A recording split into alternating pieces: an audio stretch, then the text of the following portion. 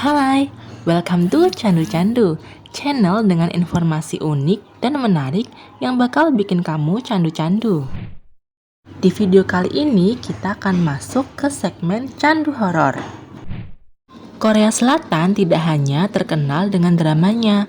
Negeri ginseng ini menyimpan misteri dan juga hantu yang khas loh.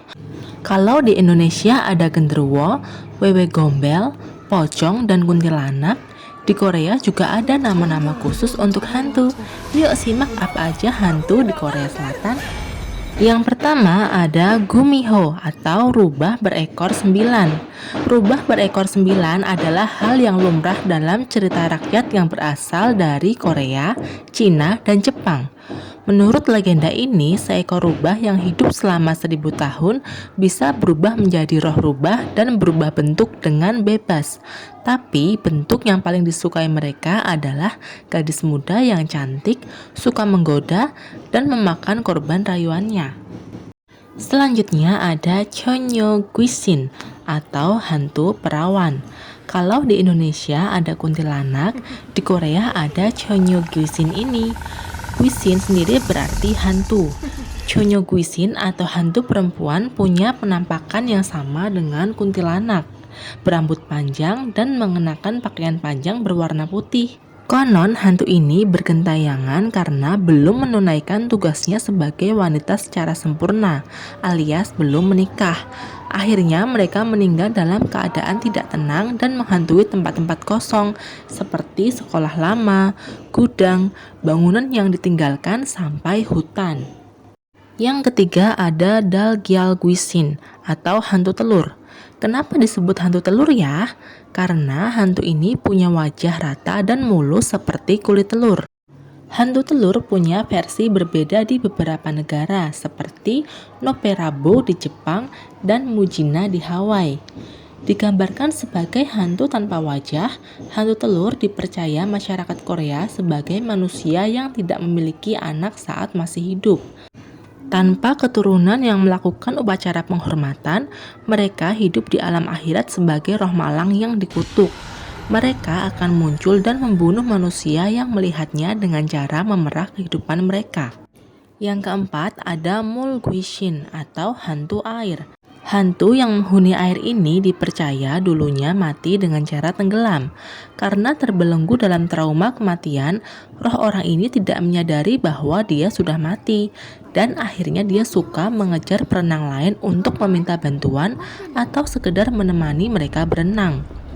Kadang hantu air diceritakan sebagai tarikan yang membuat orang yang sedang berenang di air semakin tertarik ke dasar. Kadang juga digambarkan dengan hantu berambut hitam dan panjang serta tangan yang suka menarik kaki berenang. Hantu yang kelima bernama Choksin atau hantu kamar mandi. Choksin alias hantu toilet adalah hantu yang zaman dulu dipercaya selalu muncul di kamar mandi yang letaknya terpisah dari dalam rumah. Dikatakan orang yang akan menggunakan kamar mandi harus batuk 3 kali untuk memperingatkan hantu kamar mandi agar segera menyingkir. Kalau ada yang lupa, konon Choksin akan menjerat mereka dengan rambutnya yang hitam dan panjang. Tapi itu kan di masa lalu ya. Kalau sekarang gimana? Tetap ada dong. Ada hantu kamar mandi modern yang gak pilih-pilih dalam memangsa. Hantu tersebut disebut Hwajangsil Guishin. Hantu yang keenam ada Josung Saja atau malaikat maut. Urban legend tentang malaikat maut tidak menunjukkan kalau mereka seganteng Lee Dong-wook dalam Goblin. Cerita rakyat Korea menggambarkan malaikat maut sebagai makhluk astral yang bekerja di bawah Raja Besar Yomna untuk mencabut nyawa manusia dan mengantarkannya ke alam baka melalui hutan berkabut. Tapi sama saja seperti malaikat maut dalam Goblin, Joseon saja juga dipercaya bisa ditipu oleh calon korbannya dengan menunda kematian mereka.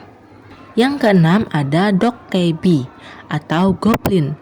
Sama seperti sebelumnya, Goblin dalam kepercayaan masyarakat Korea tidak seganteng Gongyu. Goblin Korea tercipta dari benda spiritual yang memiliki noda darah. Dari sini ada kemiripan dengan cerita drama Korea Goblin ya terkait pedang yang dimiliki Kim Shin.